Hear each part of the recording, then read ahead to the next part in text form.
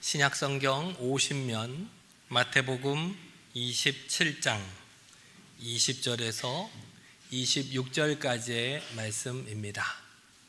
하나님의 말씀을 봉독하겠습니다.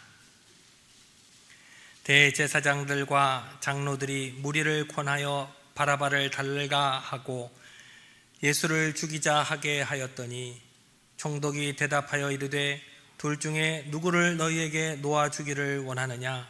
이르되 바라바로소이다. 빌라도가 이르되 그러면 그리스도라 하는 예수를 내가 어떻게 하랴? 그들이 다 이르되 십자가에 못 박혀야 하겠나이다. 빌라도가 이르되 어찌 미냐? 무슨 악한 일을 하였느냐? 그들이 더욱 소리질러 이르되 십자가에 못 박혀야 하겠나이다 하는지라. 빌라도가 아무 성과도 없이 도리어 밀란이 나려는 것을 보고 물을 가져다가 무리 앞에서 손을 씻으며 이르되 이 사람의 피에 대하여 나는 무죄하니 너희가 당하라. 백성이 다 대답하여 이르되 그 피를 우리와 우리 자손에게 돌릴지어다 하거늘. 이에 바라바를 그들에게 놓아주고 예수는 채찍질하고 십자가에 못 박히게 넘겨주니라. 아멘.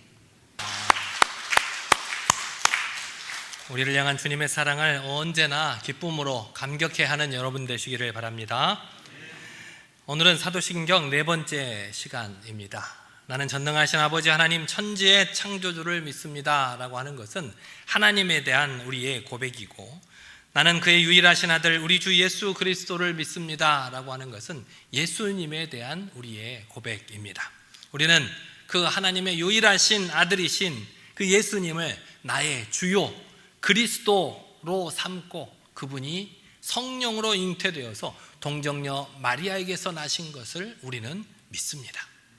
그리고 오늘 우리가 살펴볼 고백은 본디오 빌라도에게 고난을 받아 십자가에 못 박혀 죽으시고 라는 부분을 오늘 살펴보려고 합니다.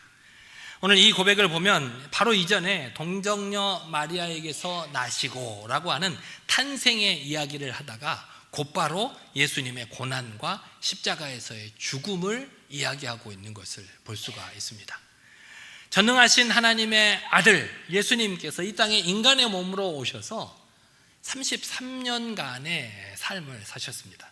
30년간 어느 사람과 똑같이 사시면서 온갖 일들이 있었을 것이고 3년의 공생의 기간 동안에는 얼마나 많은 기적들이 일어났겠습니까? 그런데 그 모든 일들을 다 건너뛰어버리고 동정녀 마리아에게서 나시고 본디오 빌라도에게 고난을 받아 십자가에 못 박혀 죽으시고라고 바로 탄생 이후의 죽음을 이야기하고 있는 것입니다. 왜 그럴까요? 왜 그 33년간의 숱한 이야기들이 단 한마디도 들어가지 않았을까요? 그것은 주님께서 이 땅에 오신 이유가 바로 나를 위해 십자가에 못 박혀 죽는 것이었기 때문입니다. 그것보다 더 중요한 일이 없기에 사도신경에는 탄생 이야기 이후에 십자가에 못 박혀 죽으셨음을 이야기하고 있는 것입니다. 사도신경을 우리가 매 주일마다 이렇게 사도신경으로 우리 신앙 고백을 하는데, 이 사도신경에 사람의 이름이 2사람 나옵니다. 누구하고 누구일까요? 마리아하고 본디오 빌라도 2사람 이름이 딱 나옵니다. 마리아는 성령으로 잉태되었다는 천사의 말에 묵묵히 주의 여종이 오니 말씀대로 되어지이다 라고 순종함으로 이 땅의 예수님의 육신의 어머니라는 존귀한 여인이 되었습니다. 하지만 이 본디오 빌라도는 예수님을 십자가에 못 박는데 내어줌으로써 가장 저주받은 인간이 되고 말았다는 겁니다. 이 세상에 태어난 사람 중에 이보다 더 저주받은 인간이 또 어디에 있겠습니까? 예수님을 가장 심하게 배신했던 사람이 누구인 것 같아요? 베드로가 배신을 했죠. 3번이나 예수님을 모른다고 얘기하고 예수님을 저주까지 했었잖아요. 수제자인 베드로. 또 예수님의 베드로 말고 또 배신한 사람이 누구예요? 가룟 유다가 배신했죠. 얼마에 팔았어요, 예수님을? 은 30에 예수님을 팔아 넘겼다잖아요. 그런데 오늘 사도신경에는 베드로의 이름도 나오지 않고 가룟 유다의 이름도 나오지 않아요. 누구의 이름만 나와요? 본디오 빌라도의 이름만 나와요. 주님께서 이 땅에 다시 오실 때까지, 재림하실 때까지 전 세계의 그리스도인들이 예배를 드릴 때마다 사도신경으로 신앙 고백을 하면서 본디오 빌라도에게 고난을 받아 십자가에 못 박혀 죽으시고 라고 고백할 때마다 예수님께서 고난 받으신 것을 누구를 탓하는 거예요? 빌라도를 탓하는 거죠. 빌라도. 본디오 빌라도에게 고난을 받았다. 그리고 십자가에 못 박혀 죽으셨다. 솔직히 말해서 빌라도가 이 사실을 알았다면 엄청 억울해했을 거예요. 내가 뭘 했다고. 제가 어렸을 때 빌라도의 고백이라는 연극을 본 적이 있어요. 1인 연극이에요. 혼자 나와서 독백으로 연극을 해서 마치는 건데, 그때는 어려서 무슨 이렇게 재밌지도 않았고 별 몰랐는데 잘하면서 보니까 그때의 고백들이 생각이 나더라고요. 오늘 이 말씀을 준비하면서도 그래, 옛날에 어렸을 때 봤던 그 빌라도의 고백, 뭔가는 모르지만 막 혼자 이렇게 억울함을 표하던 그 연기가 생각이 나요. 뭐라고 말했을까요? 억울하다는 거예요. 나는 실제로 예수님을 십자가에 못 박은 사람들이 누구예요? 땅 하고 못을 박은 사람이 누구예요? 로마 군병들이 못을 박았죠. 로마 군병들이 못을 박았고, 예수님을 십자가에 못 박도록 요구한 사람들은 누구였어요? 대제사장, 사두개인, 바리새인과 같은 유대인들이 예수님을 십자가에 못 박으라고 예수님을 십자가에 못 박으라고 주장을 했었어요. 그런데 사도신경에는 어디에 봐도 로마 군병들에 의해서 고난을 받아, 때로는 유대인들에게 고난을 받아라고 기록되어 있지 않습니다. 뭐라고 기록되어 있어요? 본디오 빌라도에게 고난을 받아라고 기록되어 있어요. 당시 본디오 빌라도는 유대 지역을 다스리는 로마의 총독이었습니다. 당시 이스라엘은 로마의 식민지였기 때문에 이 유대 지역을 로마에서 특별히 총독 한 사람을 보내서 다스리도록 했다는 거예요. 그래서 로마 식민지였기 때문에 유대 사람들에게는 누군가를 잘못한 사람에게 사형을 내릴 권한이 없었어요. 오직 유대 총독에게만 그 권한이 있었어요. 그래서 예수님을 싫어하는 사람, 예수님을 반대하는 대제사장과 장로들이, 또 지도자들이 예수님에게 모함을 해서 죄를 뒤집어 씌워서 이 사도 빌라도에게 넘겨준 거예요. 이런 죄가 있으니 사형시켜 달라. 하지만 빌라도는 왜 예수라는 인물을 자신에게 이 대제사장과 장로들이 넘겼는지를 잘 알고 있었어요. 빌라도가 보통 사람이 아니에요. 이미 정치적으로 어떤 이득이 있고 어떤 것들인지 정치적인 상황들을 잘 읽을 수 있는 사람이었어요. 결국 장로들과 대제사장들이 예수님을 시기하고 질투해서 자기에게 넘긴 것이라는 사실을 빌라도는 알고 있었다는 겁니다. 그래서 예수님을 신문할 때도 예수님께 여러 번 변명할 기회를 주었어요. 저들이 너를 이렇게 억울하게 이런 죄를 뒤집어 씌우는 것 같은데 변명을 좀 해봐라. 그런데 예수님께서는 아무 말씀 하지 않으시고 침묵하셨어요.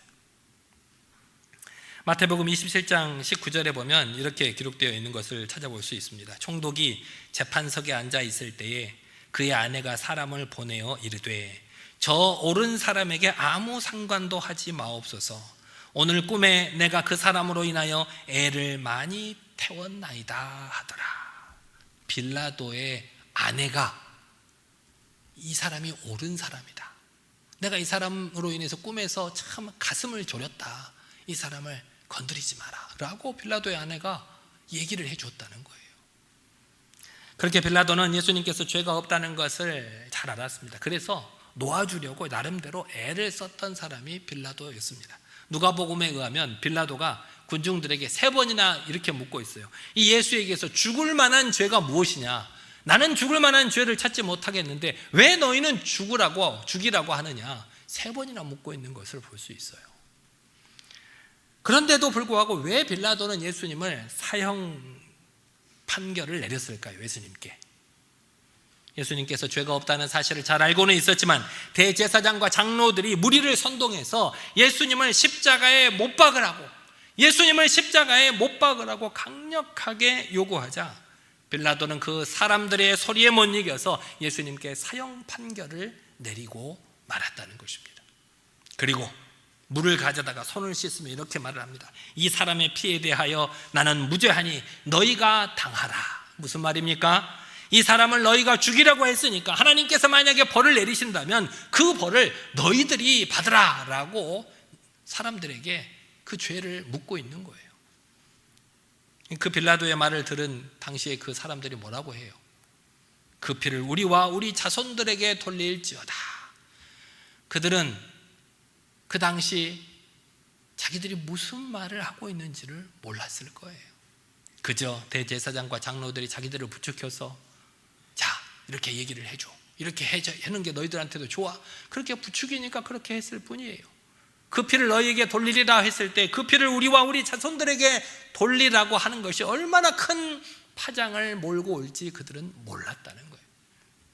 결국 한 세대가 지나기도 전에 예루살렘은 완전히 멸망하고 그들의 말대로 그들의 자손들은 2000년간이나 나라도 없이 전 세계에 뿔뿔이 흩어져서 짓밟히고 무시당하며 많은 고난을 겪게 되고 말았다는 겁니다. 이스라엘은 자신의 조상들이 아무런 의미도 생각하지 못하고 뱉었던 말 때문에 그 피값으로 인해서 역사에서 사라지고 말았습니다. 그리고 예수님의 하나님의 긍휼하심으로 1948년이 되어서야 겨우 자신의 나라를 다시 회복할 수가 있었습니다. 이렇게 아무리 봐도 본디오 빌라도에게 죄를 묻기는 좀 어려운 것 같아요. 본디오 빌라도보다 유대 사람들이 대제사장이나 사두개인이나 바리새인에게 더 많은 책임이 있는 것 같은데, 그럼에도 불구하고 사도신경에 빌라도의 이름이 들어간 것은 본디오 빌라도가 최종 결정권자였기 때문입니다. 빌라도는 예수님께 못질 한 번 하지 않고 채찍질 한 번 하지 않았지만 그에게 사형 판결에 대한 최종 결정 권한이 있었기 때문에 예수님께서 당하신 모든 권한의 책임을 그에게 묻고 있다는 것입니다. 빌라도는 예수님께 죄가 없다는 사실을 알았습니다. 하지만 그 재판 때 그가 제일 신경 쓴 게 무엇이었을까요? 그 사람이 죄가 없는 사람이라는 것을 자신에게 알려준 자신의 부인의 말도 들었지만 그것도 별 신경을 못 쓰고, 자기 내면도 아무리 생각해봐도 이 사람에게 죽을 만한 죄를 찾지 못했는데 왜 죽이라고 하는지 자신의 내면의 소리도 듣지 못하고 그저 사람들의 소리, 군중들의 소리를 제일 신경 쓰여 했다는 겁니다.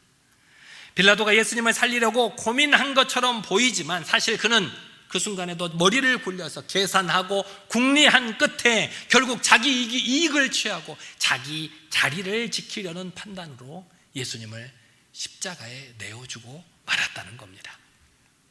결국 그는 자기 자신조차도 속인 위선자에 불과했습니다. 그래서 빌라도는 자기 이름이 사도신경에 올라간 것을 억울하게 여길 것이 아니라 자기의 내면의 소리를 듣지 못한 자신의 죄를 회개했어야 했습니다. 전승에 따르면, 여러 가지 역사적인 기록이나 전설에 따르면 빌라도는 훗날 로마 3대 황제였던 칼리굴라 시대에 총독직에서 면제되고 황제로부터 사형 집행 통보를 받게 됩니다. 곧 황제로부터 자신을 사형할 사람들이 자기한테 찾아오고 있는 중에 그것을 견디지 못하고 스스로 목숨을 끊고 맙니다. 그리고 그 시체는 로마의 시내에 흐르고 있는 티베르 강가에 던져졌다고 전해지고 있습니다. 빌라도가 왜 예수님을 십자가에 내어주었습니까? 자기 자리를 지키기 위해서 사형 판결을 내렸는데 그는 자기 자리도 잃고 결국 비참하게 목숨을 잃고 말았다는 것입니다. 사랑하는 여러분, 오늘을 살아가는 우리도 여러 가지 소리들을 듣습니다. 저 세상에 살아가면서 숱하게 많은 소리를 듣습니다. 이것이 옳다, 저것이 옳다, 이렇게 해야 잘 살 수 있다, 저렇게 해야 잘 살 수 있다. 하지만 그 모든 세상의 소리에 반응하며 살아가다가 이 빌라도처럼 결국 비참한 최후를 맞지 말고 세미한 하나님의 음성에 귀를 기울이고 그 음성에 순종함으로 최후 승리를 얻는 여러분 모두가 되시기를 바랍니다. 또 사도신경에 빌라도의 이름이 들어간 것은 아주 특별한 두 가지 의미를 가지고 있습니다. 첫 번째로는 사도신경에 있는 본디오 빌라도의 이름은 예수님께서 십자가에 고난받아서 십자가에 달리신 이 사건이 역사적인 사실이라는 것을 우리에게 확인시켜주고 있습니다. 역사책을 찾아보면서 본디오 빌라도가 AD 26년에서 36년까지 유대 지방의 총독으로 10년 동안 지냈던 기록이 있습니다. 나중에 파면을 당하고 비참한 최후를 맞게 되기는 하지만 예수님께서 십자가에 달려 돌아가신 것이 그가 유대 총독이었을 때 일어난 사건이라는 것입니다. 그래서 다시 말하면 본디오 빌라도라는 인물이 역사적인 사실인 것처럼 예수 그리스도께서 십자가에 죽으신 것도 명확한 역사적 사실이라는 것을 이 사도신경의 본디오 빌라도의 이름을 통해서 우리가 확인할 수가 있다는 것입니다. 그저 믿는 사람들이, 그리스도인들이 꾸며낸 것이 아니라 역사적인 사실이라는 겁니다. 또 이 빌라도의 이름이 가지고 있는 두 번째 특별한 의미는 본디오 빌라도라는 이름 안에 바로 내가 포함되어 있다는 사실입니다. 예수님께서 고난받으시고, 우리 사도신경에 보면 예수님께서 고난받으시고 십자가에 못 박혀 죽으신 이유를 누구 때문이라고 말하고 있습니까? 본디오 빌라도 때문이라고 얘기를 하고 있죠. 물론 당시 총독이었던 빌라도의 결정에 의해서 예수님께서 로마 군인들에게 넘겨져서 고난받으시고 십자가에 못 박혀 죽으셨지만, 사실 예수님께서 십자가에 못 박혀 고난받으신 진짜 이유는 무엇 때문입니까? 이 땅의 모든 사람들의 죄를 대신해서 십자가에 못 박혀 죽으시기 위해서 고난을 당하신 것이에요. 우리는 그래서 사도신경을 암송하면서 빌라도를 언급할 때마다 그 빌라도의 자리에 내가 있다는 사실을 기억하고 고백할 수 있어야 합니다. 역사적으로 보면 2000년 전 예수님께서 빌라도에게 고난을 받아서 십자가에 못 박혀 죽으신 것이 사실이지만 그것은 나의 죄를 대신해서 고난받으신 것이요, 나를 위해서 십자가에 못 박히신 것이라는 겁니다. 결국 예수님을 십자가에 못 박은 사람이 누구라는 겁니까? 바로 나 자신이라는 겁니다. 그래서 우리는 이렇게 고백할 수 있어야 됩니다. 나의 위선으로 말미암아 고난받으신, 나의 거짓으로 말미암아 고난당하사, 나의 무책임으로 인해 고난받으사, 나의 계산으로 인해 고난받으사, 나의 불신으로 인해 고난받으사 십자가에 못 박혀 죽으시고, 이렇게 신앙 고백할 때마다 나의 죄를 회개하는 마음으로 고백하고 그 놀라운 예수님의 사랑에 감사할 수 있는 여러분 모두가 되시기를 바랍니다. 그럴 리는 없겠지만 여러분이 만약에 사형을 당한다면 참수형과 십자가형 중에 어느 쪽을 선택하시겠습니까? 참수형이 뭐예요? 목을 탁 하고 쳐서 죽이는 걸 참수형이라고 그래요. 우리나라에 복음을 전하러 왔던 선교사님들이 대부분 참수형을 당했어요. 망나니의 칼에 의해서. 그래서 참수형과 십자가형 중에 어느 것을 선택하시겠어요? 참수형이요? 왜요? 한 번에 갈 수 있어서 참 지혜로우신 것 같아요. 사도 바울이 참수형을 당했어요. 사도 바울이 참수형을 당하고 예수님께서 십자가에 못 박혀 돌아가셨죠. 십자가형은 사형수를 십자가에 못 박고 매달아서 죽이는 형벌입니다. 이 십자가형이 무서운 것은 사람이 금방 죽지 않는다는 거예요. 매달려도 금방 안 죽고, 또 사형 대상자를 알몸으로 십자가에 매달아요. 그러니까 수치스러움을 당하는 거예요. 이 십자가형을 주로 누구에게 했냐면 정치범들에게, 반역을 일으킨 정치범들, 왕의 마음에 안 든 사람들에게 십자가형을 내렸어요. 그리고 길거리에다가 그거를 다 전시를 해놨어요. 뭐 하라고? 보라고. 나에게 반역하면, 내 말을 듣지 않으면 이렇게 된다는 것을 보여주려고 십자가형을 많이 했다는 거예요. 기록에 의하면 어떤 사람은 3일간이나 매달려 있다고 죽었다고 그래요. 십자가에 손목과 발목에 못을 박는데 급소를 피해서 못을 박아요. 그러니까 피를 점점 흘리고 수분이 점점 빠져나가면서 서서히 죽어가는 거예요. 그래서 나중에는 결국은 질식을 해서 죽게 돼요. 피를 흘려서 피가 없어서 죽는 것보다는 숨을 못 쉬어요. 축 처져 있다 보니까 횡격막이 움직이지를 못해서 결국은 질식해서 죽게 되는데, 이렇게 인간이 경험할 수 있는 극한의 고통과 수치스러움을 경험하면서 천천히 죽게 만드는 것이 이 십자가형이었다는 겁니다. 그런데 그 고통과 수치는 원래 누가 받아야 되는 거예요? 원래 내가 받아야 되는 거예요.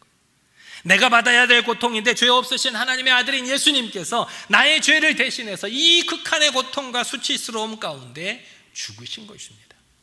그로 인해서 내가 죄사함을 받았고 내가 하나님의 백성이 되어 구원을 받았다는 사실을 늘 잊지 않는 여러분들이 되시기를 바랍니다. 이렇게 예수님께서 나를 위해서 십자가에 못 박혀 죽으셨다는 사실, 그것이 우리에게 매우 중요한 일이지만 예수님께서 이 땅에 인간의 몸으로 오셔서 나의 죄를 대신해서 고난받으시고 십자가에 못 박혀 죽으셨다는 사실이 당시 초대교회 당시에는 더욱더 귀하고 중요한 의미가 있었습니다. 초대교회라고 하는 것은 우리 예수님께서 십자가에 못 박히셨다가 사흘 만에 부활하셔서 승천하신 이후에 제자들이 모여 있다가 성령을 받았죠. 성령 충만함을 받아서 오순절 성령 충만함을 받아서 사람들이 모이기 시작한 때, 그때를 우리가 초대교회라고 그래요. 초대교회. 그때에는 예수님의 십자가 사건에 대한 여러 가지 설과 가르침이 있었어요. 예수님께서 돌아가신 걸 직접 본 사람들은 자기가 본 대로 얘기를 하겠지만, 세월이 흘러서 예수님을 십자가에 매달려서 돌아가신 걸 본 사람, 예수님께서 부활하신 걸 본 사람, 예수님께서 승천해서 올라가신 걸 본 사람들이 나이가 들어서 다 죽고 그 다음 세대들에게 말로만 전해져 왔다는 거예요. 그래서 예수님의 십자가 사건에 대한 여러 가지 설과 가르침이 있었는데 그 중에는 잘못된 이단 사상의 가르침들도 많았다는 거예요. 그 중에서 가장 강력했던 이단이 바로 영지주의라고 하는 이단입니다. 영지주의. 그들이 뭐라고 가르쳤냐면, 그들의 가장 중요한 사상이 뭐냐면 영은 선하고 육신은 악하다라고 그들은 가르쳤어요.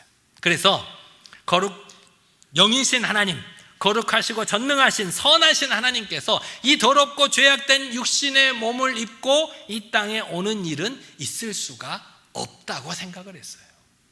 그러므로 예수께서 진짜 인간의 몸을 입고 이 땅에 오신 것도 아니고, 예수님께서 십자가에 돌아가신 것도 진짜 인간으로 죽은 것이 아니라 하나님의 아들인 예수님께서 그렇게 돌아가신 것처럼 보일 뿐이다라는 가현설을 주장했습니다.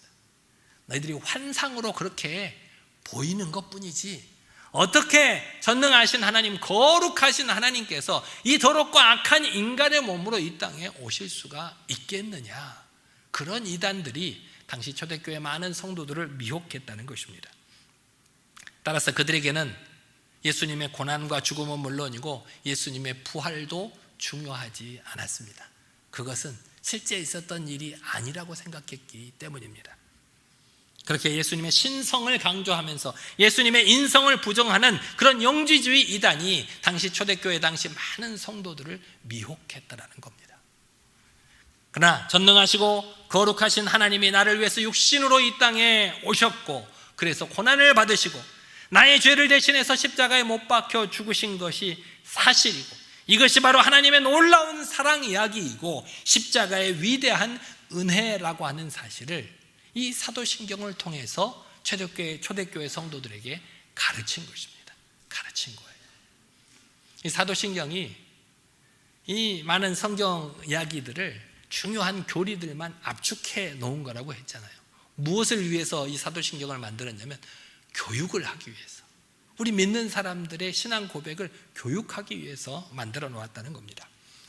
우리는 사도신경을 통해서 성령으로 잉태되어 동정녀 마리아에게서 나시고 본디오 빌라도에게 고난을 받아 십자가에 못 박혀 죽으시고, 이렇게 고백할 때마다 나 자신은 과연 어느 쪽에 속해 있는지 스스로를 돌아볼 수 있어야 합니다. 마리아처럼 어떤 상황 속에서도 순종의 길을 걷고 있는지, 아니면 빌라도처럼 잘못을 알면서도 나의 욕망이나 주변의 압력 때문에 참 진리를 무시하고 외면하고 있지는 않는지 자기 자신을 돌아보는 여러분 되시기를 바랍니다. 그래서 이번 한 주간은 나는 과연 어느 쪽에 속해 있는가 스스로를 한번 살펴보는 한 주간이 되시기를 바랍니다. 그리고 혹 내가 빌라도처럼 나의 욕심이나 주변의 압력 때문에 무시하고 있는 진리가 있다면, 외면하고 있는 진리가 있다면 그것이 무엇인지 돌아보고 앞으로 어떻게 할 것인지를 결단해 보는 한 주간이 되시기를 바랍니다. 사랑하는 성도 여러분, 이렇게 사도신경에 남긴 참된 진리를 깨닫고 마음을 다해서 전심으로 고백하며 저 세상의 수많은 시끄러운 소리가 아니라 세미한 주님의 음성에 귀를 기울이며 그 음성에 순종하겠노라고 다시 한번 결단할 수 있는 저와 여러분 모두가 되시기를 간절히 기도합니다. 이 시간 다 같이 한 목소리로 기도하겠습니다. 하나님, 그동안 내가 세상 소리에만 반응하고 주변을 탓하며 참 진리를 외면했음을 회개하오니 용서하여 주시옵소서. 하나님, 예수님께서 나를 위해 고난받으셨음을 전심으로 고백하지 못했음을 회개합니다. 용서하여 주시옵소서. 이제는 주님의 세미한 음성에 귀를 기울이고 그 음성에 순종하는 구별된 백성으로 살아갈 수 있도록 인도해 달라고 이 시간 우리 다 같이 한 목소리로 기도하겠습니다. 능력의 하나님 아버지, 어리석고 부족한 우리들 하나님의 거룩하신 말씀으로 깨우쳐 주심에 감사를 드립니다. 아버지 하나님, 우리가 사도신경을 통하여 하나님을 고백하고 예수 그리스도를 고백하며 그분이 나에게 어떤 분이신지를 고백하면서도 아버지, 내가 어느 쪽에 속해 있는지 나 스스로를 돌아보게 하여 주시옵소서. 마리아처럼 아버지 하나님의 말씀에 순종하며 살고 있는지, 빌라도처럼 알면서도 참된 진리의 말씀을 알면서도 애써 그것을 무시하고 외면하고 살아가고 있지는 않는지 나를 돌아보게 인도하여 주시옵소서. 아버지 하나님, 그리하여 앞으로는 내가 어떤 길을 갈 것인지 다시 한번 결단할 수 있는 한 주간 될 수 있도록 인도하여 주시옵소서. 아버지 하나님, 그동안 내가 세상 속에 살아가면서 세상의 많은 소리에 반응하고 때로는 주변을 탓하며 참 진리를 외면했음을 회개하오니 용서하여 주시옵소서. 주님께서는 나를 위해, 나 한 사람만을 위해서도 십자가에 달리셨건만 내가 그 십자가의 사랑을 깨닫지 못하고 때로는 너무나도 감격하지 못하고 무덤덤하게 지냈음을 회개하오니 용서하여 주시옵소서. 이제는 주님의 음성에 귀를 기울이고 그 음성에 순종하는 하나님의 거룩한 백성이 될 수 있도록 역사하여 주시옵소서. 저 세상 속에 살지만 세상 속에서도 뚜렷하게 구별된 하나님의 자녀로 살아갈 수 있도록 우리를 인도하여 주시옵소서. 함께 해주시옵소서. 나를 위해 십자가에 못 박혀 죽으신 주님, 그동안 예수님께서 나의 주와 그리스도가 되심을 알면서도 세상 소리에 반응하고 주변을 탓하며 참 진리를 외면했음을 회개하오니 용서하여 주시옵소서. 주님께서 나를 위해 인간의 몸으로 이 땅에 오셨으며 나의 죄를 대신해 십자가에 못 박혀 죽으셨음을 전심으로 고백하지 못했음을 회개하오니 용서하여 주옵소서. 이제는 세상의 소리가 아닌 주님의 세미한 음성에 귀를 기울이며 그 음성에 순종함으로 이 땅에서 구별된 하나님의 백성으로 살아갈 수 있도록 우리를 인도하여 주시옵소서. 예수님 이름으로 기도드리옵나이다. 아멘.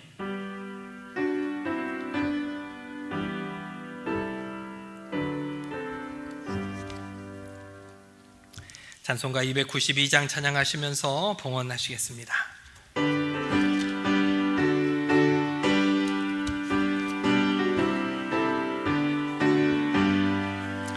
주 없이 살 수 없네 죄인의 구주여, 그 귀한 몸의 피로 날 구속하소서.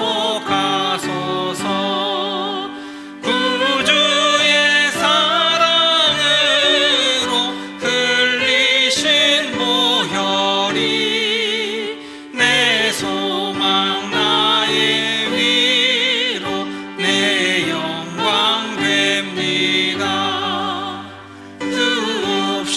살 수 없네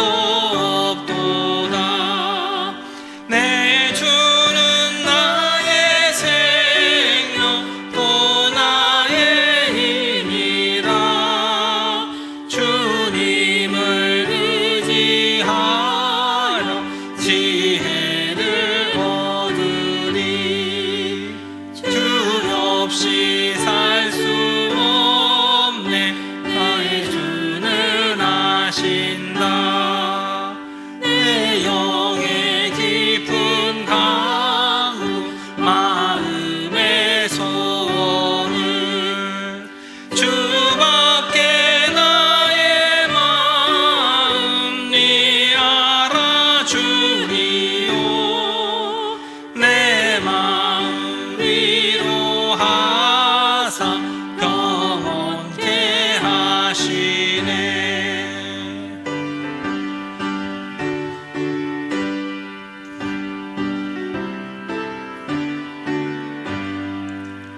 주 없이 살 수 없네. 세월이 흐르고 이 깊은 고독 속에 내 생명 끝나고 사나운 풍랑일 때 날 지켜주시니 내 곁에 계신 주님 그 힘이 됩니다.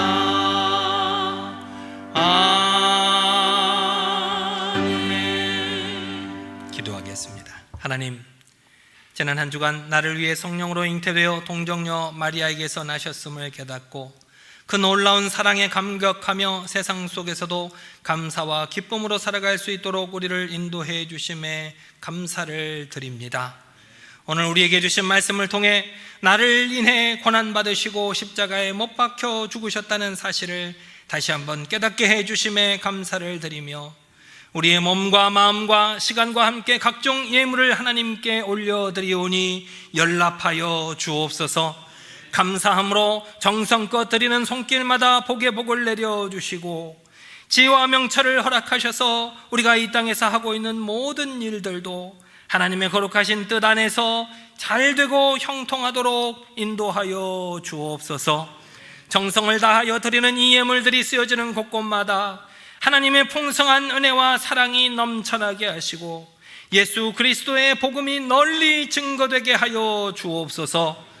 앞으로 살아갈 한 주간 나를 향한 주님의 세미한 음성에 좀 더 귀를 기울이며 그 음성에 순종함으로 이 땅에서 구별된 하나님의 백성으로 살아갈 수 있도록 우리에게 힘과 능력을 더하여 주시옵소서.